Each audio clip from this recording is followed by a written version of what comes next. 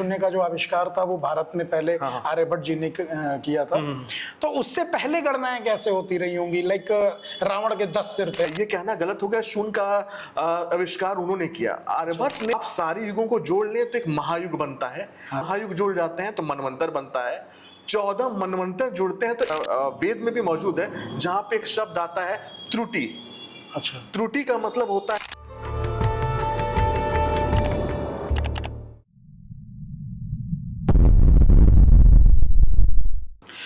नमस्कार दोस्तों, आज हम सबके बीच में एक बार फिर से उपस्थित हैं डॉक्टर प्रशांत जी। और प्रशांत भैया नमस्कार, एक बार फिर हमारे बुलाने पर आप आए, बहुत बहुत आपको धन्यवाद। और आज प्रशांत भैया हम लोग जो जिस बात पे चर्चा करेंगे वो ये है कि भारत का जो प्राचीन वैदिक विज्ञान रहा है वो कितना प्राचीन रहा है, और उसके बारे में जो भी आपके पास डिटेल है हम वो जानना चाहेंगे और वो अपने दर्शकों को हम बताना चाहेंगे। बिल्कुल। तो सबसे पहला अगर हम आपसे प्रश्न अगर हम पूछें तो बस ये होगा कि पृथ्वी गोल है से पहले जब हमें पता चला, एक किसी वैज्ञानिक जो विदेशी वैज्ञानिक थे उन्होंने बताया था कि पृथ्वी गोल है, उससे पहले क्या कहा जाता था? क्या है पृथ्वी, कैसी है?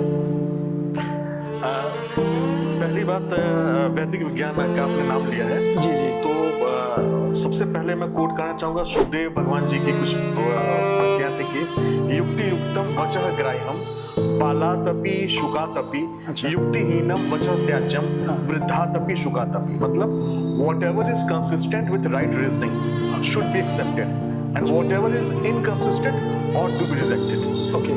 अब आप ये जान लीजिए, जो चीज आप जिनका हम वैज्ञानिक प्रमाण दे सकें उनको एक्सेप्ट कर लेना चाहिए। और हमारे वैदिक काल या हम लोग कहते हैं वैदिक जो गणनाएं हैं वो बहुत एक्यूरेट रही हैं। अच्छा, तो सबसे पहला जो हम लोग किताबों में पढ़ा करते हैं कि सबसे पहले एरिस्टोटल हुए। हाँ, एरिस्टोटल अराउंड 300 BC एरिस्टोटल उनका जो आप के हैं वो, तो उस समय उन्होंने बताया कि अर्थ का जो शेप है वो स्फेरिकल है। अच्छा। लेकिन बहुत से लोग ये मिस कर जाते हैं ये चीज कि एक और साइंटिस्ट हुआ करते थे, साइंटिस्ट कहना गलत होगा, मैथमेटिशियन कहना वो भी गलत होगा, बेहतर में कहा जाए एक और फिलोसोफर हुआ करते थे, पाइथागोरस।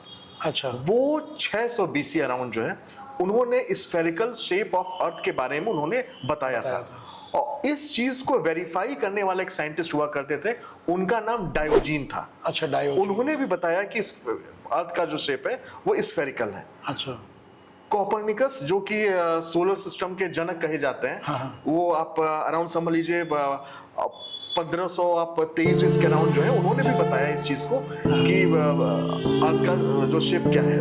लेकिन अगर हम लोग बात करें आर्यभट्ट जी की, उन्होंने भी स्फेरिकल शेप ऑफ अर्थ के बारे में उन्होंने भी जिक्र किया था, और उन्होंने यहाँ तक बताया था अर्थ जो है अपनी धुरी पे घूमती है। अच्छा। इस चीज का जिक्र आर्यभट्ट ने उन्होंने अपने विज्ञान में उन्होंने कर रखा है और बहुत उन्होंने दिया है, उन्होंने एविडेंस दिए हैं। दूसरा उनके द्वारा जो गणना थी वो तो थी कि एक साल में कितने दिन होते हैं। अच्छा। अगर इसकी सबसे एक्यूरेट गणना सबसे पहले किसी ने की तो वो आर्यभट्ट जी ने।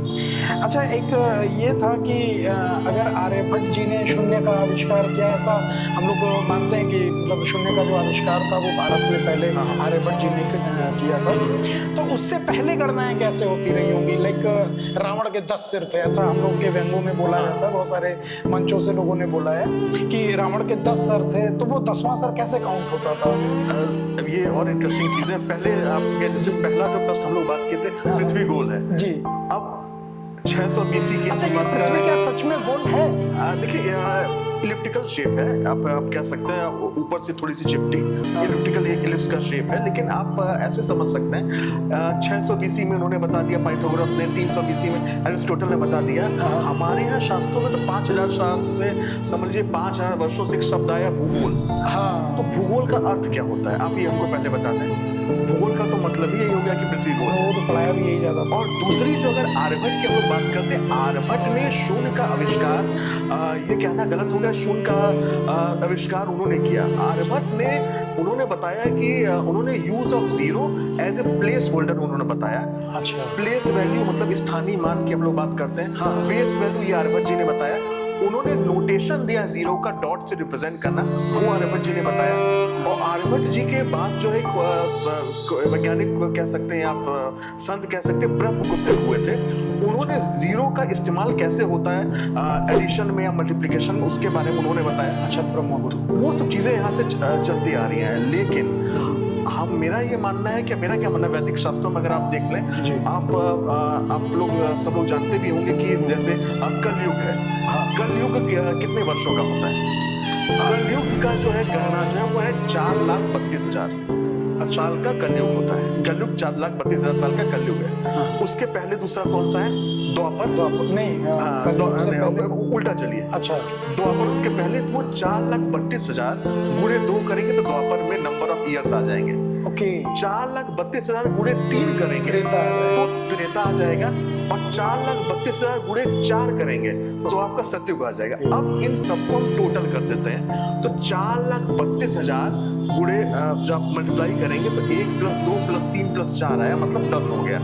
तब ये 4,32,000 से सीधे 43 लाख आपका जो है 20,000 एक जीरो बढ़ गया। तो जो पुरानी गणनाएं भी जो हमारी होती थी वो भी 0-0 बढ़ता जा रहा है। आप ऐसे समझिए। उसके बाद जब आप कहते हैं कॉन्सेप्ट आता है मनवंतर का। हाँ, तो आप सारी युगों को जोड़ लें तो एक महायुग बनता है। हाँ, जुड़ जाते हैं तो मनवंतर बनता है। 14 मनवंतर जोड़ते हैं तो एक कल्प बनता है, जिसको उसमें कुछ और एडिशन है। उसमें उसका कल्प का मतलब होता है आप ब्रह्मा का एक दिन, उसको कल्प कहते हैं। हाँ। इतनी बड़ी बड़ी गणनाएं अगर पहले होती जा रही हैं और गणनाएं होती ही थी और एक्यूरेट थी, तो आप कैसे कह सकते हैं शून्य का आविष्कार आर्यभट्ट जी ने किया? आर्यभट्ट जी ने शून्य के इस्तेमाल के बारे में बताया, उसका नोटेशन दिया, लेकिन गणनाएं जो है वो पहले भी हुई थी। आप जैसे मैथ में हम लोग कहते हैं कि अगर निगेटिव नंबर सिस्टम की बात करें तो हम लोग कहते हैं, पॉजिटिव तो हम कहते हैं 1000, 10,000, लाख करते हैं। जब निगेटिव में हम लोग जब डिस्टेंस मेजर करते हैं तो deci, centi, milli, micro, nano, pico, femto, atto, 10 power -9 चले जाते हैं। ये गणनाएं हमारी वेद में भी मौजूद है, जहां पे एक शब्द आता है त्रुटि। अच्छा, त्रुटि का मतलब होता है वो समय जिसमें एक एटम कुछ डिस्टेंस को कवर करता है, उसको त्रुटि कहते हैं। अच्छा, मुझे लगा त्रुटि का मतलब कमी, वो दूसरा वर्ड है। अच्छा, तो त्रुटि हो गया। क्षण का अपना एक मीनिंग है। एक वर्ड आता है निमेष, इसका मतलब होता है ब्लिंक ऑफ आई। अच्छा, जितना समय आंख को ब्लिंक करने में लगे। कुछ गणनाएं ऐसी हैं कि किसी लोटस की जो लीफ है उसको आप पेनिट्रेट करने जितना समय लग रहा है, उसकी अलग गणना है। तो आप सोचिए, आप चाहे आप पॉजिटिव नंबर लाइन पे गणनाएं कर रहे हैं, चाहे निगेटिव नंबर लाइन, ये सारी गणनाएं बहुत पहले से हैं, हर चीज हो चुकी, ये सारी चीजें कैलकुलेट हो चुकी थी। उसके बाद पाइथागोरस हुए, आर्यभट्ट हुए, सब लोग हुए। तो ये नहीं कहना है, उचित नहीं है कि शून्य।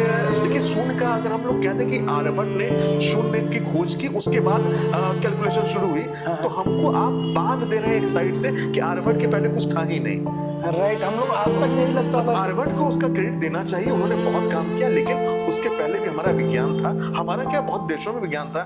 हमारे यहाँ जितने वंश हुए हैं आपके पुराने, आपका बौद्धिज्म डेवलप हुआ है, जैनिज्म डेवलप है पहले का, तो मैथमेटिक्स वहाँ पे बहुत अच्छे थे।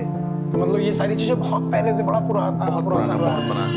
अच्छा, तो ये वैदिक काल में भी जो गणनाएं होती थी वो इसी तरीके से होती रही? जी जी, बिल्कुल बिल्कुल बिल्कुल। मतलब पूरा वो क्षण और बिल्कुल निमिष क्या आप बता रहे हैं? जी जी जी जी, बिल्कुल। तो यार ये तो बड़ा बढ़िया रहा। इसमें जैसे आर्यभट्ट को भी वो चीज़ें देनी चाहिए भाई। उनकी जो खोज थी वो ये थी कि गणित में जो जीरो होता है उसका प्लेस का कहाँ पे प्लेस किया जाए तो क्या वैल्यू है, एज ए प्लेस होल्डर वो उसकी वैल्यू किसी। और उन्होंने बहुत से काम किए, उन्होंने ज्योतिष पे काम किया था। बहुत से जिसका उनको क्रेडिट हम लोग नहीं देते, सिर्फ शून्य तक उनको छोड़ देते हैं। जैसे हम लोग एक और गणितज्ञ हुआ करते हैं, तो एक श्रीनिवास रामानुजन। हाँ, रामानुजन, उनका योगदान बहुत रहा वैदिक गणनाओं में। तो उन पे फिल्में बनी है, तो उनका बहुत योगदान रहा है। उन्होंने बहुत सी कैलकुलेशन, बस ये वो थोड़ा सा अल्प आयु में ही वो छोड़ के चले गए सबको। नहीं तो अगर वो रहते तो विज्ञान कहीं और होता, उसकी दिशा दशा बहुत अलग होती। तो ये भारत का जो शून्य का इतिहास रहा है वो रहा, और आर्यभट्ट जी को कितना जो उनका खोज रही है उसके लिए उनको जो वैल्यू देनी है वो बिल्कुल देनी है। लेकिन शून्य का आविष्कार भारत में आर्यभट्ट जी से भी पहले हो चुका था, वैसे।